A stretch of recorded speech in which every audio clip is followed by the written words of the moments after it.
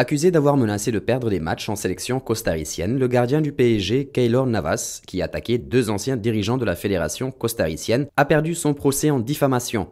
Il a cependant obtenu 5 000 $ de dommages intérêts civils, rapporte France Football. Keylor Navas, gardien du Paris Saint-Germain et capitaine de l'équipe du Costa Rica, a perdu vendredi le procès en diffamation qu'il avait intenté contre deux anciens dirigeants de la fédération costaricienne, Adrián Gutiérrez et Juan Carlos Roman, mais a obtenu une compensation financière.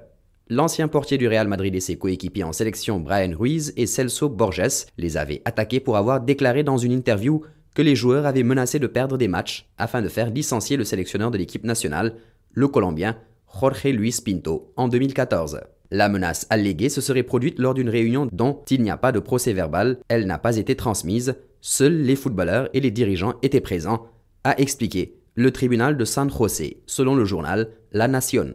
Le tribunal a par ailleurs estimé que les dirigeants avaient commis une erreur d'interdiction, c'est-à-dire qu'ils avaient agi en pensant que les propos qu'ils tenaient n'étaient pas illégaux.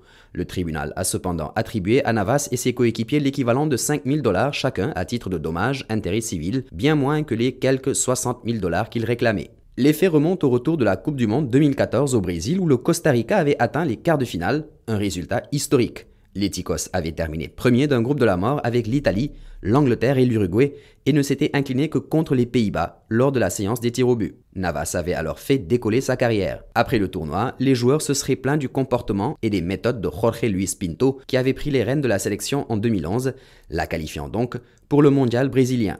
Les affirmations des deux ex-dirigeants ont été confirmées par l'ancien président de la fédération, Eduardo Lee, qui a mentionné une clause dans le contrat de Pinto qui permettait de l'évincer s'il perdait 3 matchs d'affilée.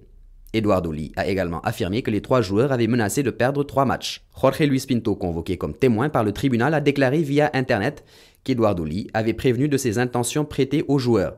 Mais il a nié avoir dans son contrat la clause en question, selon le site croi.com. Le tribunal a eu accès au contrat et a constaté que la clause n'existait pas et il compte désormais poursuivre Eduardo Lee pour mensonge sous serment. Impliqué dans un vaste scandale de corruption ayant touché la FIFA, Eduardo Lee a été suspendu à vie par l'instance internationale en 2017. Il était accusé par la justice américaine d'avoir notamment monnayé son influence auprès de sociétés privées dans le cadre de la revente des droits télé de match de son équipe nationale.